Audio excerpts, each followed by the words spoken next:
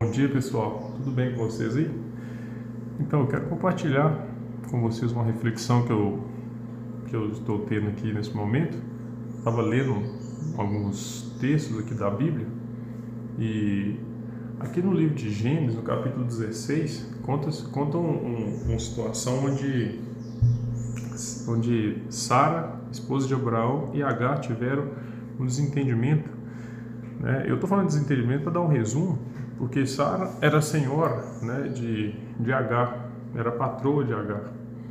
E aí elas tiveram confusão por causa que Agar engravidou e Sara não podia ter filhos, né? E aí a funcionária de Sara, que é Agar, começou a desprezar a própria senhora dentro da casa dela. Aí tiveram discussão e Agar fugiu. E quando Agar está fugindo, né, a Bíblia diz que o anjo do Senhor chega e fala para ela: Agar, serva de Sara, de onde tu viestes e para onde vai? Né? Você pode perceber que o anjo do Senhor faz duas perguntas para Sara, ou para Agar. Aí, logo em seguida aqui no texto, vocês vão perceber que Agar só responde uma. Ela fala: eu fujo da face da minha senhora Sara. E eu achei interessante que logo em seguida, Deus vai falar com ela assim: volte e sujeita-te a Sara, sua senhora. E aí tem uma promessa que Deus faz em seguida para ela, né? Fala assim: eu multiplicarei tua semente tão grandemente, e assim por diante, vai falando. O que me chamou a atenção é que quando o anjo do Senhor pergunta para Agar, né, de onde ela veio, ela teve a resposta, mas quando ele perguntou para onde vais, ela não respondeu. E isso é interessante porque quantas vezes na nossa vida a gente foge de algo, ou a gente quer fugir de algo sem ter um lugar para onde ir. Eu não falo de você ter um esconderijo, um segundo lugar para morar, mas eu falo que às vezes a gente está fugindo de uma situação sem pensar para onde a gente vai. Às vezes o cristão em si, quando está passando por um momento de dificuldade, de provas, né, muitas vezes ele pensa em fugir daquela situação, mas não tem um destino, né? E o interessante, toda vez você vai perceber que Deus nunca vai dar uma ordem para você fazer algo sem antes te dar o destino daquilo. Deus sempre trabalha com pontos fixos e firmes, né? Deus não fala para você assim. Você pode perceber que nos evangelhos Deus não dizia para os discípulos: entra no barco e só vai. Não, ele fala: vamos daqui para tal lugar. Vamos entrar no barco para cruzar o rio para chegar em Decápolis. Ou vamos para tal cidade. Ou não sei o que. Deus sempre tem um objetivo. Ele tem um ponto de partida e o destino, né? E trazendo para a nossa realidade hoje, quantas vezes que nós só queremos fugir de algo, nós só queremos desistir de algo, sem ter um objetivo, sem ter um lugar para onde ir, né? E eu acho interessante que o voltar para algum lugar não é resposta. Às vezes a gente está vivendo a vida com Deus e começa a cogitar em nosso coração: mas antes dessa vida, eu vou voltar de onde eu saí, porque era melhor, né? Quantas vezes passa isso na cabeça? Só que se você parar para comparar isso e parar para raciocinar e não agir pela emoção, você vai perceber que nós percebemos que nós oramos para sair do lugar que a gente estava antes. E por que a gente quer voltar para lá? Né? Então, nós como cristãos, nós temos que ter essa consciência de objetivo, de ponto de partida e de destino. O cristão, ele sai da vida da escravidão, do pecado, ele foge dessa situação para chegar no céu, né? Depois de ter um encontro com Jesus. E eu estava pensando nisso, e eu achei muito interessante que depois que Deus pergunta isso para ela, porque o anjo do Senhor, né, quando fala o anjo do Senhor na Bíblia, é a manifestação de Deus mesmo, de Jesus.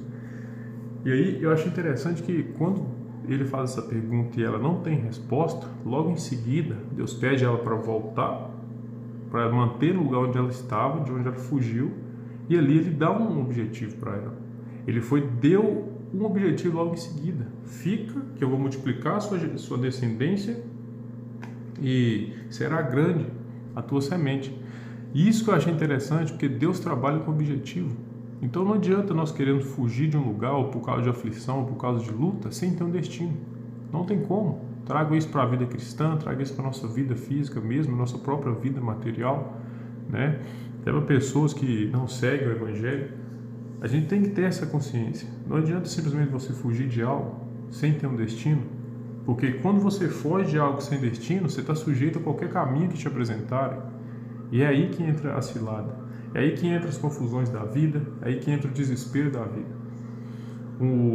Uma coisa interessante também que eu achei que logo depois que o anjo do Senhor fala com Agar, ela fala assim, ó, e ela invocou o nome do Senhor que com ela falava e disse: Tu és Deus que me vê? Pois ela disse: Não olhei eu também para aquele que me vê?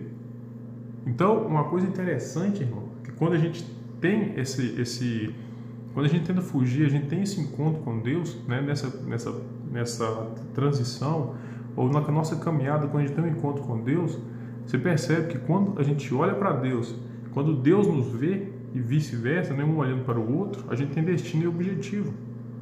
A gente sabe para onde a gente vai, a gente percebe que quando a gente tem um destino, é mais fácil para a gente suportar o caminho, né? Eu falo porque muitas vezes eu tenho promessas, eu já recebi promessas de Deus que não aconteceram até hoje, mas então eu sei que elas vão se cumprir, porque Deus não mente.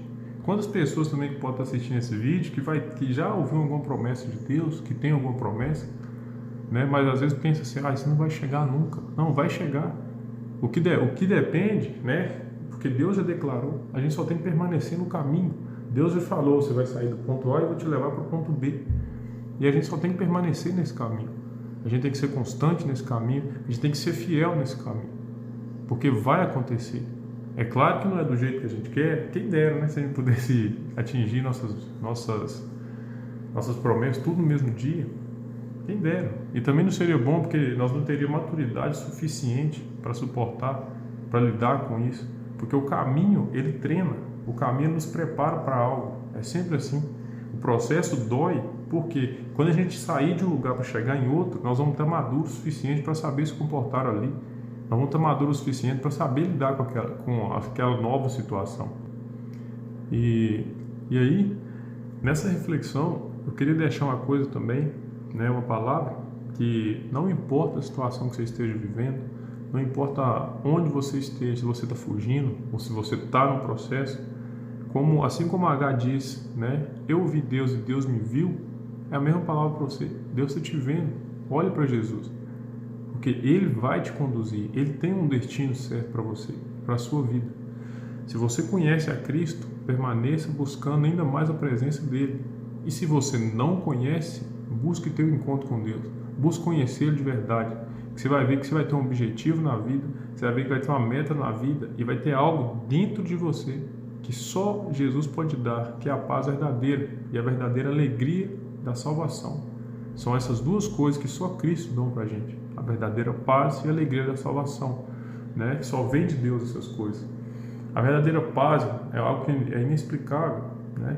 Eu consigo só dar uma pincelada para explicar que não importa o que o mundo exterior esteja acontecendo nele, não importa o que está acontecendo nesse mundo, porque pode ser a tempestade que você estiver vivendo em sua vida, pode ser a aflição que for, mas lá no íntimo seu você está tranquilo.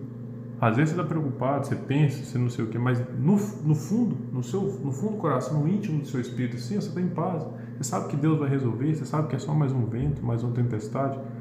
E a diferença é que o mundo dá uma paz que eu sempre falo que é uma falsa paz. É onde você pode ter dinheiro, você pode ter segurança, pode ter estabilidade, só que no seu coração você não tem essa tranquilidade. A sua paz é externa, a paz do mundo é externa, né? Onde você pode ter carros, cavalos, tudo. Mas no íntimo seu espírito está abalado porque não sabe para onde vai, ele está vazio, né? Então, irmãos, é isso que eu quero compartilhar com vocês nessa manhã. Que Deus possa abençoar a vida de cada um, que vocês sejam cheios do Espírito Santo. E lembre-se, Jesus é o caminho, a verdade, a vida, e ninguém vai ao Pai senão por Ele. Se você está no caminho, continue, seja forte, tenha coragem, tenha ânimo. Se você não está no caminho, busque conhecer Jesus. Vocês vão ver que vai ser a melhor escolha da sua vida.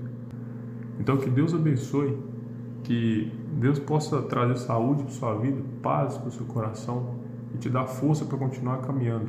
Em nome de Jesus e tchau.